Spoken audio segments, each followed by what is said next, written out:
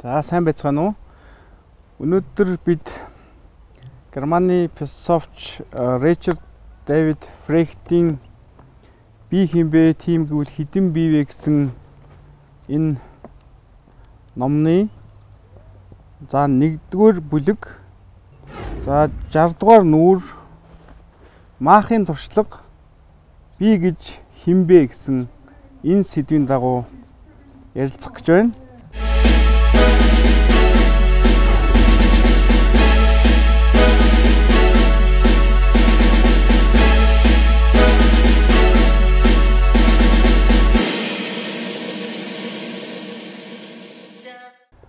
Тэгэхээр бид нар өмнөх сэдвэрээ "Би хинбэ" гэдгийг хаанаас мэдэх вэ гэсэн энэ сэдвээр ярилцсан. Тэгэхээр энэ өмнөх сэдвээр Францын философч Рене Декарт "Би хинбэ" гэдгийг бодлороо мэднэ гэсэн ийм хариултыг өгсөн байдаг. Тэгэхээр өмнөх сэдвтэй маань энэ сэдв бол холбоотой.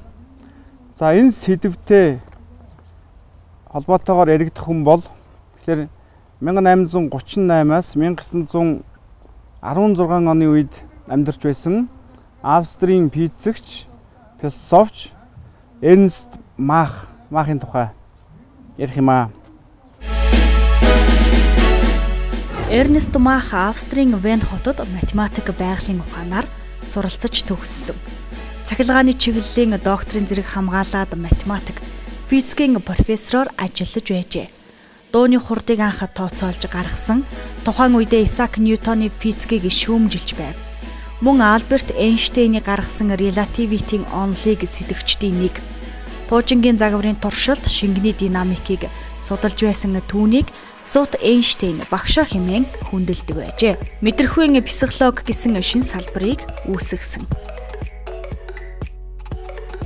За түүний хувьд одоо өөрөөр энэ хүн бол физикч хүн.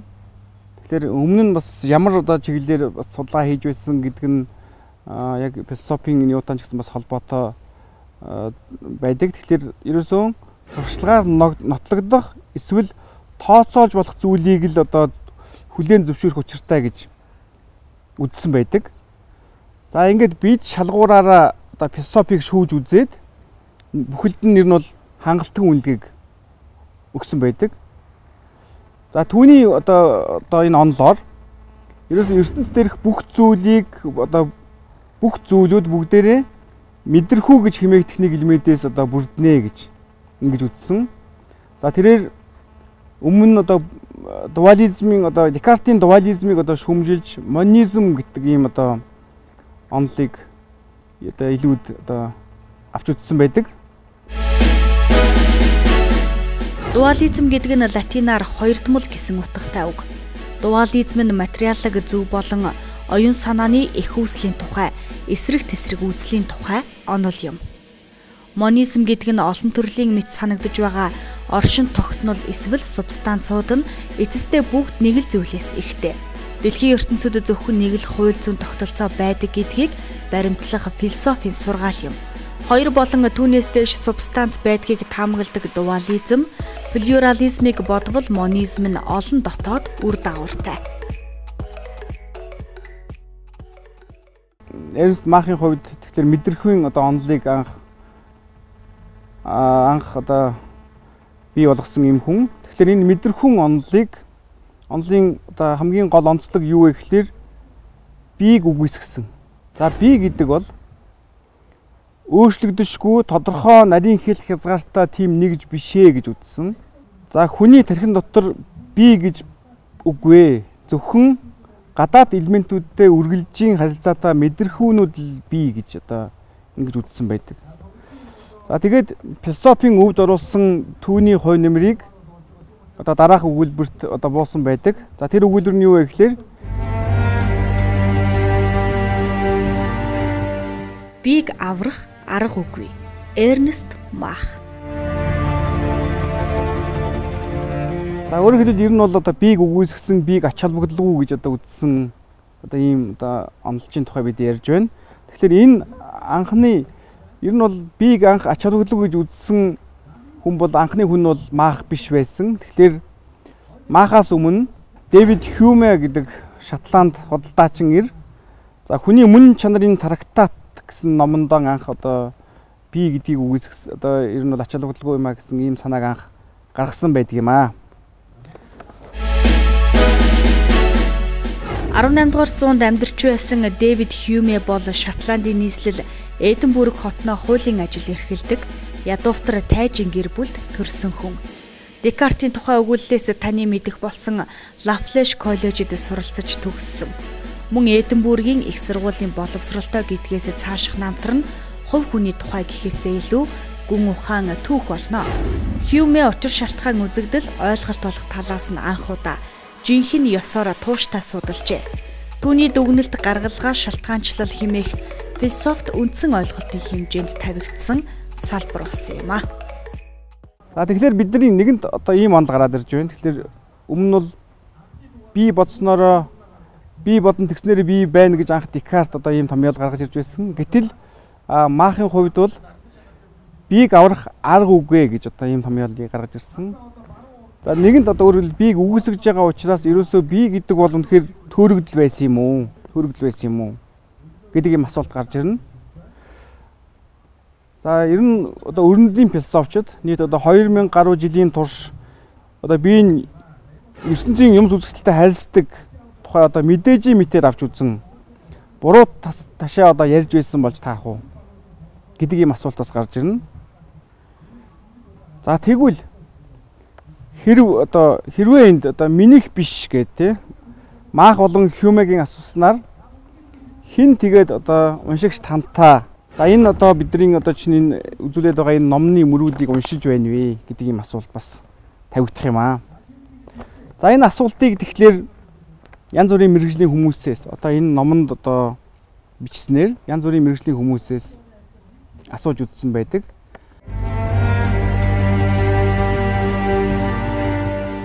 Хамгийн ихэнд психологчд. За хамгийн ихнийх нь бол психологчдоос асуусан. За психолог гэдэг бол байгалийн тухай мэдлэгийн салбарт хамрагдана. За энэ салбар зөвхөн харж болох, сонсож болох, мөн хэмжиж болох зүйлийг л бодит гэж үздэг. Гэтэл яг энэ шаардлагуудыг аваад үзэх юм бол би гэдэг маань энэ шаардлагыг хангахгүй юм аа. За тийм учраас шууд одоо бийг үгүйсгэх юм уу эсвэл одоо би байна гэдэг ийм зүйлийг бол чинь психологчдоос одоо сонсох юм боломжгүй болж байгаамаа.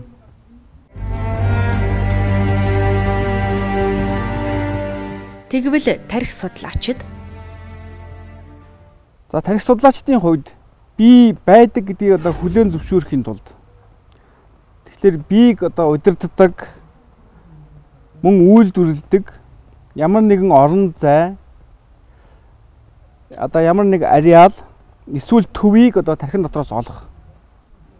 За цаашлбал олсон төвөө тархины бусад төвүүдтэй хэрхэн холбогддгийг олж тогтоон удирдлагын механизмыг нь судалж тодорхойлох шаардлагатай болдог.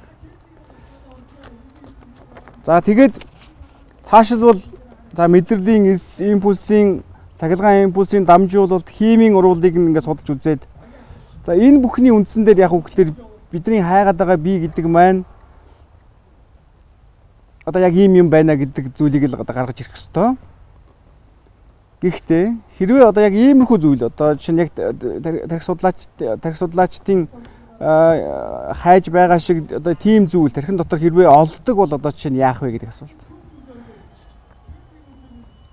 Тэгэхээр ерөөсөө юу гэсэн үг гэхээр ерөөсөө энэ бие гэдэг маань зүгээр нэг цахилгаан одоо импульсийн дамжуулалт эсвэл нэг химийн урвалж гэдэг юм ийм байдлаар бид нар хариултыг нь олчих юм бол ямар байх вэ гэдэг ийм асуулт бас тавигдана.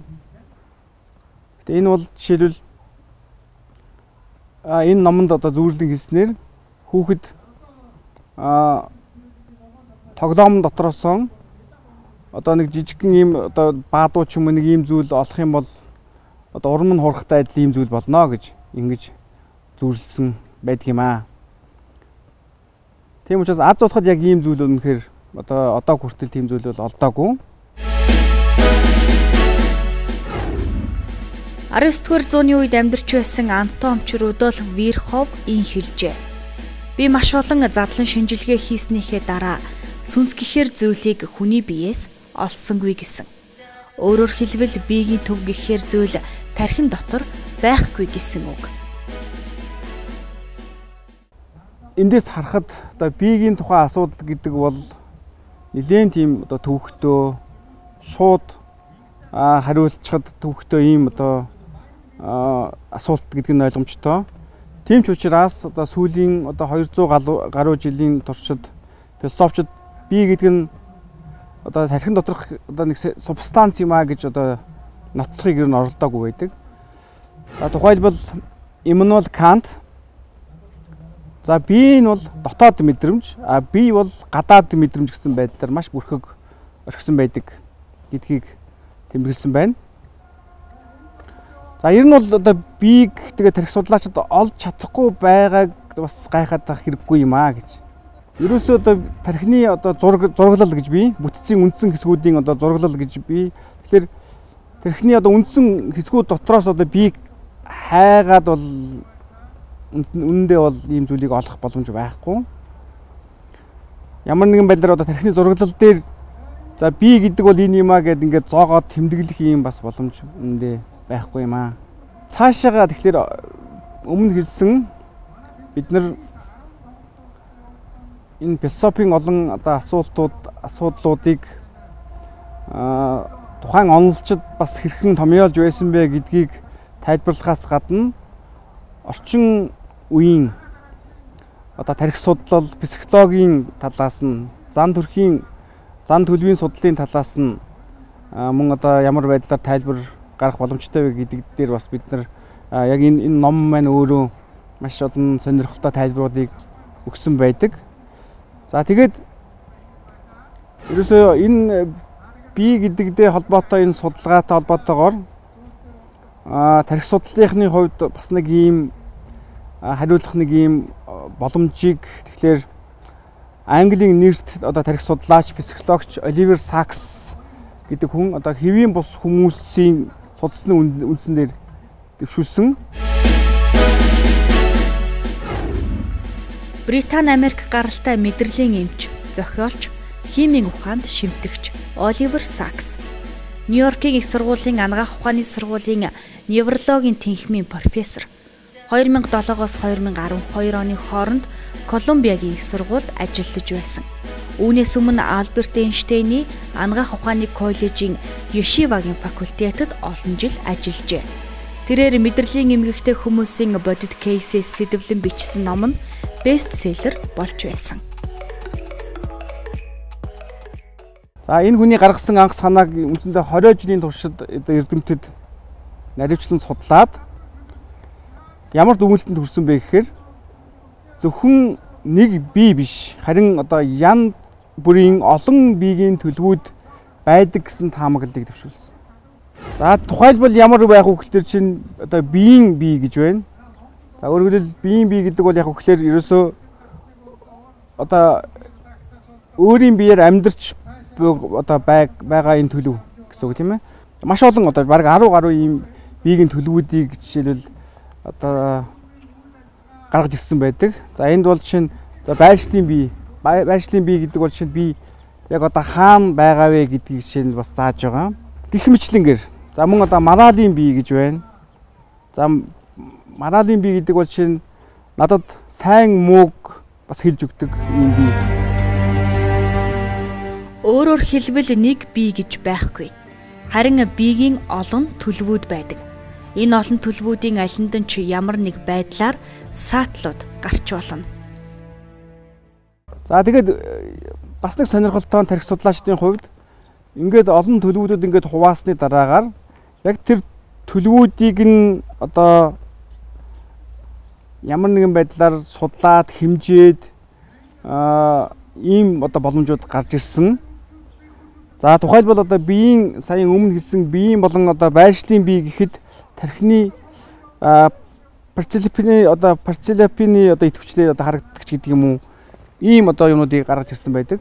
Одоо өмнө нь бол жишээлбэл биеийг бид нар ямар нэгэн байдлаар одоо үнэндээ одоо хэмжих юм уу одоо ийм боломжгүй байсан бол тэгэхээр ингээд төлөвүүдэд хуваасны дараагаар бол яг хөөхлөөр энд тархи судлалын одоо янз бүрийн судалгааны аргуудыг хэрэглэх ийм боломж бүрдэж ирсэн байна.